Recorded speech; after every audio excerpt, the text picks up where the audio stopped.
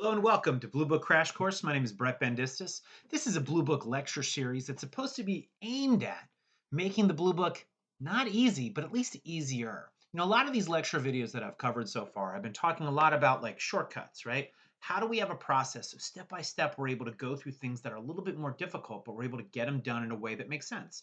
Sometimes when I feel like I used to, before I started teaching Blue Book citations, I should say, I always sort of felt like I was like drowning in the ocean with the blue book.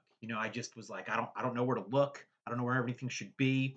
And so one of the approaches that I'm interested in, and I'm going to land the plane on this in a second with what we're talking about, is that I think that one of the things about secondary authority, that's what we're going to talk about today, secondary authority and the citations for secondary authority, is that there aren't the step-by-step procedures that you see with primary authority, statutes, and like unreported cases. It's a little bit harder. You sort of have to pick and choose a little bit, and you have to use some sometimes uncommon sources to find the material they need. That doesn't mean you can't cite them. It doesn't mean it's anything different. And in a lot of ways, it's relevant to the way that we cite statutes and the way we cite cases. So when we're able to make that connection, we're going to do that to make sure that it makes sense today. Again, nothing's impossible with the Blue Book.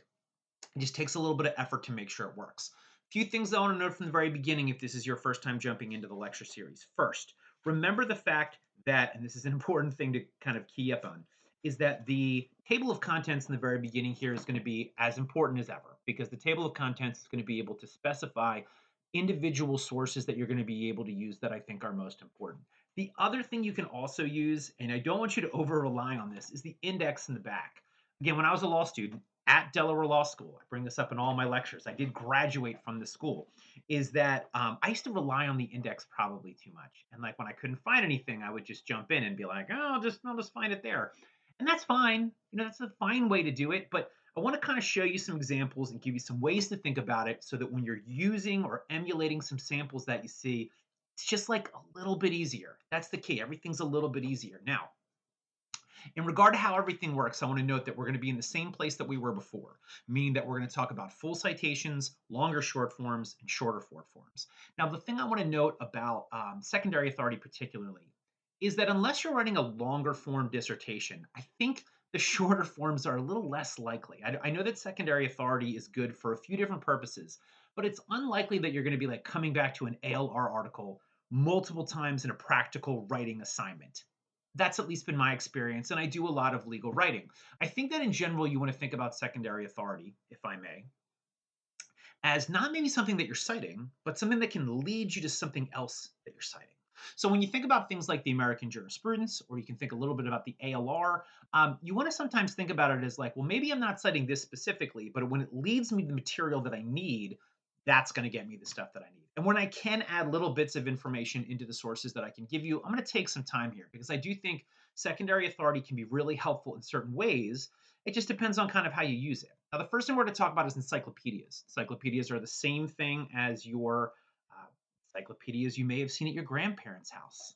I don't know if your grandparents have encyclopedias the way that mine did, but it's essentially an alphabetical arrangement of topical legal information. It's an inch deep and a mile wide. So if you go to the American jurisprudence on Lexis or Westlaw, there are topics. This is an important point that I want to note. There are topics that cover individual sections of law. Now, one thing I've always liked about the encyclopedia is that I get a lot of people asking me to do research and write briefs on them for stuff that's just really hard, really nuanced. And so what I always do is I go to the encyclopedia just to get a lay of the land, is a phrase my old boss used to say all the time. In that I want to know generally what's the law like? What are some subtopics? What are some general concepts that I need to know? And so the American jurisprudence, which is the standard example, is a great example of this. Now, it is probably unlikely that you, as a law student in the year 2025, is going to go to the library to look at the encyclopedia, right? It's a much easier source that you can find on Lexis and Westlaw, and especially now in your studies, it's a great source to be able to locate things. However, the citation source for encyclopedias were built on the idea that it used to be in the library. So if you don't know that, there's like a random number in the citation where you're like, what is this for? And that's what my job is. That's what I'm here to show you. Now, what I'm going to show you for every single source is a sample that I pulled off Lexis. So at the top, you're going to see the heading. In the middle, you're going to see the citation. And in certain instances, an explanation so you know what you're seeing for the ones that are a little bit more complicated like this. And then I'm going to give you a reference point that you can locate a sample in the Blue Book. Sounds good. So at the top, you see this is an American jurisprudence article about the post office, the ability that you can sue be sued by the post office. What exciting life you live. Now you see here that it is 62 Amjur 2D post office subsection 4. Now in previous iterations of this lecture, I was like, hey, don't rely on Lexis all the time, and you shouldn't, but you can use most of the citation that you see on Lexis that can be helpful. Now, one of the problems with this in particular is there really is no explanation on how to cite the American jurisprudence in the Blue Book. It breaks my heart to say this if you've watched the entire lecture series, but the only real sample of the American jurisprudence is on page 23 in the blue pages. You've got a second here, I'll kill some time and you can look it up. It's been on page 23, by the way. I've taught Blue Book citations for 10 years, always on page 23. I don't know why. But anyway, it gives you a sample, and I want to just kind of explain what it is that you're looking at. So the way that the American jurisprudence is set up is that there's multiple topics in multiple books. It's not like statutes, where normally it's like one book, one title. What you're normally going to see is there's a different like collection of like the size of the topics are variations. You know, like there's not a lot of law in the post office, but there's a lot of law on like property. So Volume 62 of the American Jurisprudence Second Edition is where you see the subtopic of post office. All the content regarding post office is right there. And so what you see here is that 62 is the volume, AmJur 2D is the book abbreviation, post office is the topic. That's the really important one, right? And then for the subsection is the individual subsection within post office that's there. Now, here's why this is important. If I want to find this, the only information I need is volume 62, topic post office, subsection 4. What I don't need is capacity to sue and be sued or subsection 2, general powers and responsibilities. It's up there. You don't need that. And so one of the things I want to note about secondary authority is I think the problem that people sometimes get in citing it is they want to add more than they need to. You don't need to add more. You specifically don't need to add more for this particular one. So you can really just sort of take a lot of what you see on Lexis with a few small variations. Put a period after am and jur, underline or italicize post office, put the parentheses with the date. And that's if they even give you a date. Sometimes it's just 2025 if it's been updated. So that's all you need for that. That's the full citation form for this. The point I want to note is this to me is most comparable to like a statute, right? Citing statutes. You give the title, the topic, and then the individual section. You're just adding little things to where can you find it. That's the most important part. But the thing that I think is also valid is that if you get rid of the number or you get rid of the topic, well, then no one's going to be able to find it. And that's really why you need to make sure that all of those sections are included. Right. So that's one. Again, I also love the American jurisprudence. Again, if I was writing a scholarly paper, if I'm trying to learn more about the law, I find that again, an inch deep and a mile wide content can just be really, really helpful in a lot of ways. Treatises are essentially books, right? They can be textbooks, horn books, nutshells. Normally, books are one topic and one topic only, but they're usually written by individual authors. Now, one of the key things I want to know about books is that books has its own individual section within the Blue Book. So if we go back to your table of contents and you look at Rule 15, Rule 15 is going to give you that really detailed analysis of how to cite every aspect of the book, right? So Rule 15 is where you're going to go. I'm going to give you some broad points that I want to note here. First off, most of the time, most of these books are organized by either page number, but more likely a lot of books are organized by section symbol. So you see here, piercing the corporate veil, subsection 5, semicolon 4. I think that's an important component, right? Because that's, if you can locate it by subsection symbol, that's what I would suggest doing. You see Stephen B. Presser is the author. You see the title is there as well. And you see that the topic that we're citing specifically is piercing the corporate veil in France. Again, this is something I found on Lexis. Now, essentially how this works is you have the name of the author, comma, the title of the book, you capitalize the individual letters, you have the subsection, you have the edition 2D ED period 2020, and you close that within parentheses. If you're not doing a subsection and you're using a page number, you would omit the subsection 5, semicolon 4, and you just put the page number there instead. I would say that books are really important for pinpoint citations, so you make sure you're there. I've also noticed that in the 21st edition, they no longer have you underline or italicize the book title. In previous iterations, I've always believed, at very least, that that usually was done, but it appears that that's the new current way to do it here. So just noting that for the future, if you see something different, again, you want to make sure your Blue Book citations are consistent with the Blue Book. So just make sure you double check it if it's something on law review or you're writing a dissertation or something to that effect. But this is generally the material. It's author, book, pinpoint, parentheses with the edition and the year. That usually works. Now, periodicals are essentially like magazines, law reviews, bar journals, and these are published chronologically, not always by legal topic. That's an important thing to note, is that in most instances, whereas the American jurisprudence was by topic, and whereas textbooks are often by like topic, periodicals are usually published chronologically. So it's sort of like from the beginning of time, sort of present day. And so what's comparable to that is like cases, right? And when we think about cases, we think about volume, book abbreviation, first page number, right? We include the year. That's kind of the similar thing that we have with periodicals here. We have some abbreviations that we're going to go through as well. So what you see here is and I apologize that it's a little smaller. I'll try to make sure that I'll explain what we see here. What you see here is updating the social network, how outdated and unclear statute legislation violates sex offenders' First Amendment rights. It's a Fordham Law Review, 1827. You have the author also, Elizabeth Tolan. Now, for this, you also have a greater detail when it comes to content. Rule 16 deals with periodic materials. They're going to give you the abbreviations both for authors, title of the book abbreviation, and then the years. All that's going to be there. You can double check with Rule 16. The two places that you need to note for abbreviations are one, Table 6. Table 6 is going to have abbreviations for general terms. That's the same abbreviation that we used for our cases. The other one's Table 13. This is a little bit extra. So when you look at Table 13, if you can turn there with me, you'll see institutional names and periodic tables. So on here on page 321, they have abbreviations for different law schools. You see here like George Washington, Georgetown, Gonzaga, Harvard. You may note, though, that like, Widener, Delaware Law School used to be called Widener, and that is not abbreviated. The point is that you don't have to abbreviate things that aren't there. So if it's not there, don't abbreviate it.